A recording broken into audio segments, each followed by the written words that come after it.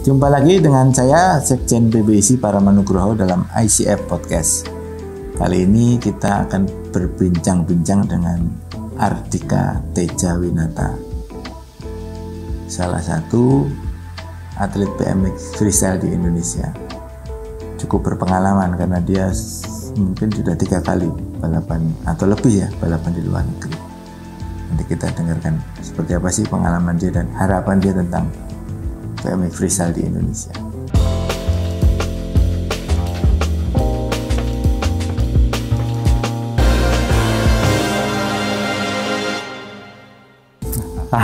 Halo Pak, ketemu lagi kita. Ya, lama banget kita nggak jumpa ya, padahal baru kemarin ketemu.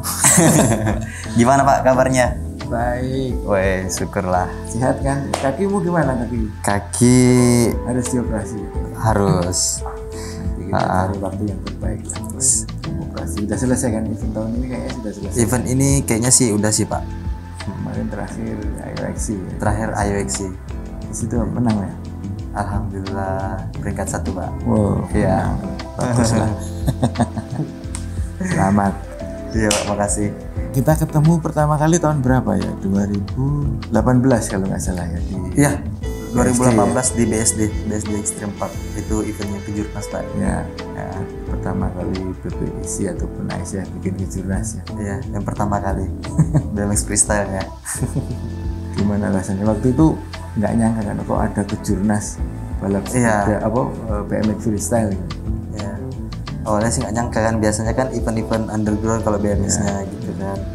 Nah sekarang kan BMX freestyle kan 2018 itu udah termasuk kategori BMX prestasi gitu. Biasanya sebelumnya sih BMX freestyle ini rekreasi jatuhnya. Cuman ya syukurlah kalau udah masuk kan. Jadi kayak terbentuk gitu. Jadi arahannya ini di jalan yang benar gitu. Jalannya mungkin sudah benar sih. Cuma masalahnya kelihatannya sih dulu kan belum ada di Olimpiade. Jadi karena ada di Olimpiade mungkin mulai ada pembinaan ke arah situ sih, kelihatannya itu ke arah prestasi. Tapi Teja itu mulai tahun berapa sih sebenarnya? Apanya nih? Bermain freestyle ya? BMX freestyle-nya. Dulu pernah balapan atau enggak freestyle? Kalau dulu itu aktifnya 2009 Pak. Tapi sebelumnya waktu kecil emang udah suka sepeda gitu di SMP. Jadi kalau sekolah itu kan naik sepeda gitu, sepeda biasa. Terus ada teman jumping, ih keren ini gitu kan, kok bisa gitu. 2009 ya, lama sih. 2009. Terus gitu. Terus kalau tahunnya BMX itu dari tetangga rumah di Medan sana. di Medan. Jadi dia main sepeda kan, ini kok bisa jumping, dia buat jumpingan dari tanah gitu. Nah udah gitu ya udah ngikut gitu kan.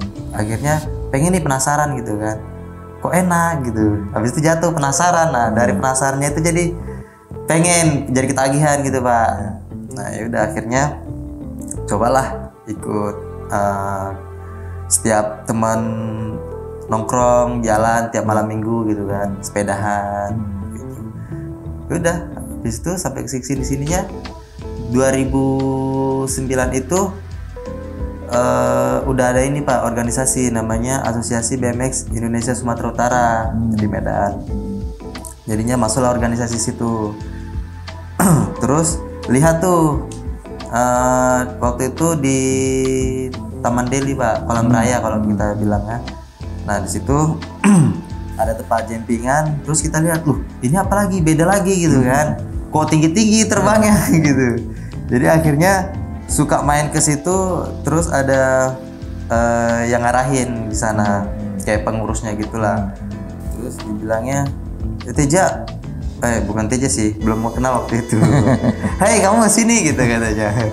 Iya Pak, kamu mau nggak ikut ini organisasi sini gitu, latihan bareng, main sepeda kayak gini gitu. Oh mau Pak, karena senang kan, suka kan gitu.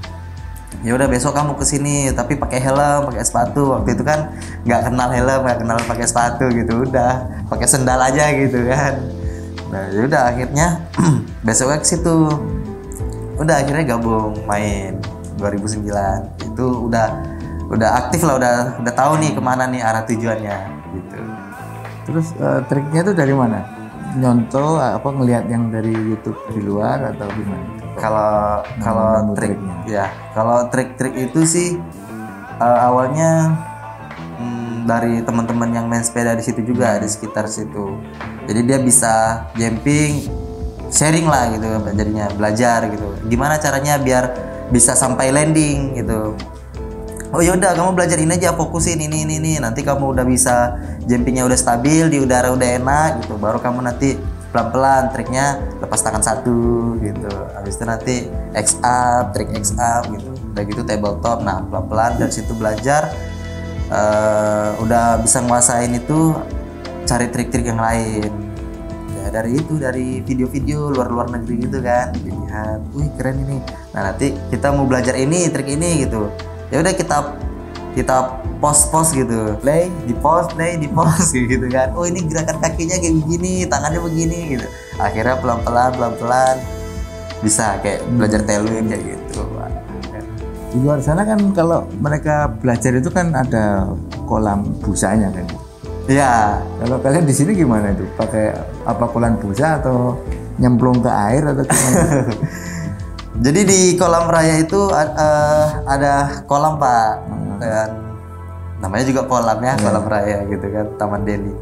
Nah di situ take off itu kan buat jumpingannya kita tuh. Itu kita gotong tuh sama teman-teman rame-rame ke arah kolam itu. Udah kita mau belajar salto gitu kan, backflip gitu kan. Nah belajarnya di situ gitu. Ya udah gitu besok sepedanya berkarat gitu. Kesetnya harus dibongkar semua gitu. Dari situ kalau mau belajar yang trik-trik yang combo-combo, belajar di kolam itu awalnya. Awalnya dari situ ya. Iya, belum kenal fompit itu Pak. Fompit mulai setelah di sini ya. Fompit ya. Pas sudah di sini baru ini ada kolam busa. Tapi sebelumnya di Medan juga udah tahu, karena kan lihat di YouTube juga Pak. Ada kolam busa kayak gitu. Kayaknya lebih enak sih. Cuman kan ya itu tadi balik lagi, kita nggak punya dana ya kolam ini aja lah, manfaatin aja kayak gitu. Jadi kamu nggak pernah merasa kesasar di BMX ya? Artinya kan ini dari seneng kan udah kelihatannya cukup serius ya, fokus di freestyle ini. Iya. Terutama di park ya. Karena park kayak kelihatannya mulai sedikit ya yang seneng park sekarang. Dan lebih banyak yang street kayaknya. Betul nggak itu? Ya, kalau dulu sih sebenarnya street Pak, karena kan belum tahu ini yang ada obstacle jumpingan begitu kan. Di Medan juga kan ridernya juga banyak, tapi yang cross balap sepeda. Nah di sana tuh banyak racing anak-anak racing balap sepeda gitu. Jadi sempat kalau emang suka di sepeda ini, emang udah udah jadi kayak sebuah pekerjaan gitu kan. Jadi ada sponsor yang ngelirik kayak gitu. Oh kayaknya bagus nih kalau diterusin gitu kan.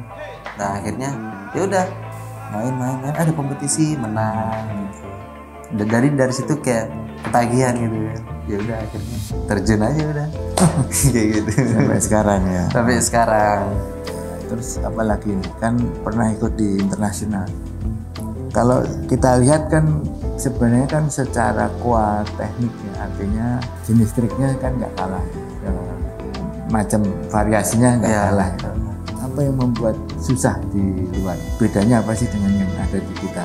Bedanya sih arenanya sih Pak sebenarnya. Karena triknya nggak jauh beda, karena kan basic juga sih sebenarnya. Mereka juga ngelakuin triknya juga basic tapi stylish gitu, terbangnya tinggi karena obstacle-nya emang tinggi. Kalau kita kan pendek gitu, 1 meter, 1,5 meter, paling tinggi lah itu kan. Di sana ya, 4 meter ya? Gimana Pak? Aku dengar sampai 4 meter di sana. Lebih ya? Lebih Pak. Quarternya aja tuh Pak 5 meter gitu. Jumpingannya itu saya berdiri kan, habis itu nyinjit gini lagi tangannya 2 meteran. Gitu. Jadi kebayang ya teman-teman, mungkin obstacle yang ada di luar negeri itu kira-kira setinggi rata-rata starting hill-nya BMX racing di Indonesia. Kira-kira segitu. Ya, Jadi kalau starting hill-nya kita BMX racing itu ya di luar negeri untuk freestyle itu setinggi itu remnya. Jadi memang perlu ini ya, perlu sering berkompetisi di luar ya kalau memang pengen kita lebih maju lagi. Ya. Itu sih apa sih Pak, jam terbang aja.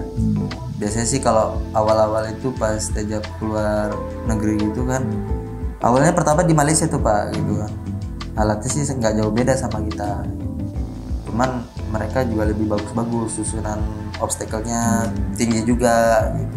Ya karena apa ya, karena di Malaysia emang dekat sama kita jadi lebih enjoy aja. Tapi pas ketika di luar dari itu, pas di 2016 kan saya pernah ini ke Montpellier lagi kan. Nah itu jauh lebih apa ya, pokoknya lebih besar lah gitu kan. Itu mainnya, wah ini gimana ini, sampai landing ini gimana gitu kan. Ini ya udahlah, kencang aja lah, kebut aja lah gitu kan. Lama-lama belajar. Oh iya, tapi enak juga ya melambung di atas gitu ya. Di situ makin senang. Udah nguasain trik-trik di situ, akhirnya bisa nyoba. Untuk diketahui teman-teman yang mendekatkan ICF dengan BMX freestyle ini adalah mantan ketua ABI atau Asosiasi BMX Indonesia, itu almarhum Daniel Gunawan. Coba ceritakan tentang beliau, apa sih yang membuat dia yang nyemplungin kamu ya kayaknya sampai kamu betul-betul menjiwai freestyle ini. Sih emang apa ya, orang itu bekerja keras, giat, nggak pernah capek gitu. Apapun itu pokoknya buat BMX itu udah di jor-jornya aja gitu kan, di pushnya terus gitu. Itu dia juga yang jadi besar seperti ini, bisa merantau karena dia juga gitu. Kalau nggak ada beliau mungkin ya TJ ya hanya di Medan aja gitu, nggak akan bisa merantau seperti ini ya, kayak gitu. Harapannya gimana? Harapan untuk adik-adik, kan mungkin sekarang udah mulai banyak nih yang pengen ikut jejaknya. Kemarin kalau nggak salah juga anak Medan juga kan yang juniornya bisa menang juara kedua di Kejurnas. Ya kira-kira harapannya sih kalau buat teman-teman yang mau terjun di dunia BMX freestyle, jangan pernah takut, pokoknya jangan setengah-setengah aja. Kalau hobi emang yang kita sukain, hobi apapun itu, pokoknya senangin, tekunin, insya Allah itu akan berjalan dengan lancar. Dan pasti hobi kalian bisa jadi sebuah pekerjaan. Ada lagi nih, satu pesan terakhir dari almarhum kan, dia ada fotonya ada di depan itu arena di Montpellier, terus di atasnya dia tulis statusnya Dream Arena. Kira-kira bisa terwujud nggak itu Dream Arena itu? Apa yang diharapkan, bantuan seperti apa sih yang diharapkan dari ya mungkin pemerhati ataupun pembuat kebijakan di Indonesia? Ya harapannya sih kita pas waktu itu, ini cerita aja Pak ya, kita pas waktu itu sempat buat arena pas kita di sana. Ini dia pulang dari Montpellier, kita akan buat yang kayak gini, alat yang sebesar ini. Kalau lahan itu urusan belakang, yang penting kita punya dulu alatnya. Kalau kita punya alatnya, baru nanti kita letak siapa yang mau nampung alat itu di situ gitu. Ya terus kita juga pengennya buat yang gak usah rame-rame, yang mau-mau aja kayak gitu. Nah ya udah dari gitu ya pengennya sih, harapannya tuh pemerintah pengen buat arena yang inilah, yang proper untuk BMX freestyle. Tapi BMX itu obstacle-nya itu nggak hanya BMX, tapi agresif inline bisa nyobain gitu kan, karena kan emang transisinya sama kayak BMX juga. Skuter juga ya, kalau kita lihat di luar kan pakai ada skuter itu kan, yang skuter itu juga gitu. Ya impiannya sih gitu aja sih. Dia pengennya punya arena yang besar gitu, biar generasi-generasi yang lain bisa nyobain alat yang sebesar ini. Apa yang Teja rasain itu yang lain juga pengen ngerasain alat sebesar itu gitu. Biar biar makin rame juga BMX freestyle gitu kan. Oke, ini mungkin kamu kadang-kadang aku lihat Instagrammu, ternyata kamu berteman dengan seorang perantau di Australia, di Melbourne, namanya namanya Heru. Oh ya. Nah, dia bisa jadi itu enggak? Dan dia sering main di park di sana yang cukup bagus jadi kalau kita lihat. Ini bisa memberi masukan ya ke kita ya. Seperti apa sih? Pakai indoor dan pakai tanah, pakai kayu kan ya? Pakai kayu. Dia sebenarnya ya awalnya kalau salah main BMX street juga, main park juga dia bisa gitu. Tapi dia lebih sekarang kiblatnya ke itu flatland gitu kan. Jadi ya di sana juga dia sambil bekerja juga gitu. Ikut kompetisi juga di sana meskipun di sana jarang kompetisi tapi pernah juara juga dia gitu. Keren sih dia. Mungkin suatu saat kita bisa main ke sana ya.